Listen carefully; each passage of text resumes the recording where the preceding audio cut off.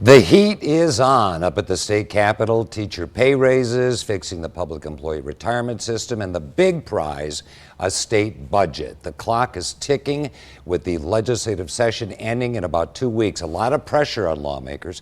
Here to talk about what has been done and unfinished business is State Senator Jeremy England. Senator, good to see you, and thanks for being with us here on XXV. Yeah, thanks, Dave. Glad you've got me on here today. Well, let's go right to priority number one. I think it's the budget. I've heard it's in the $8.3 billion range. So many things depend on it, but there's still a lot of back and forth between the House and Senate. What's happening with compromise in that regard? You know, I just talked with the Appropriations Chairman, Briggs Hobson, today, and he's very hopeful. He says progress is being made. Of course, there's some big issues out there that everyone's been watching this session, the teacher pay raise being one, project bills, GCRF projects, in particular for those of us on the coast. But I feel like we're going to get something done this year, which is a really good thing considering how last year ended. And I do think we'll have a teacher pay raise this year, which has been, again, it's been one of our biggest issues. Both chambers have passed some version of that. It's just getting to that final number. And I think there's a lot of progress being made on that. Very popular teacher pay raises. The Senate plan would be $6,000 raise over 3 years. The House, an immediate $5,000 raise. What do you think we're going to end up with?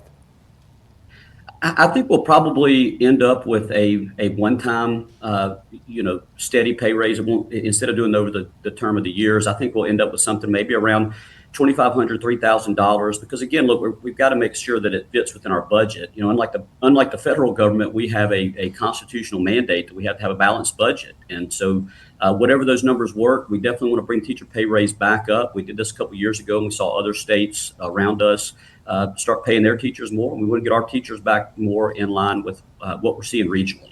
Now let's talk about something that did pass, and you were a big part of it, the SHIELD Act, waiting on the governor's signature. You were a sponsor of the bill. Proponents say it's about election security. Opponents say it will suppress the vote and create barriers. So it's not voter ID. It has to do with making sure people are American citizens. Tell us how it works. Yeah, so we already do this for a portion of voters. When voters go register, if they checked on their DPS applications that they're not a U.S. citizen, or if they didn't check the appropriate box, their name then gets run through what's called the SAVE system. It deals with, I think, a systematic alien verification for entitlements. It's the federal database that has U.S. citizenry listed in that. Well, my bill is going to make sure that we run all of our voter rolls through that system. You talked a little bit about the Gulf Coast Restoration Fund from the BP settlement money. I think there are 16 projects totaling about $69 million on the table. I'm wondering if the legislature has time to get these projects approved. There's been a lot of talk about the process lately. Yeah, and look, we just met as senators yesterday and talked about a lot of the projects. The House has had the same meeting, and I think we've got a list together that we're going to be able to fund a lot of really good projects for the Gulf Coast.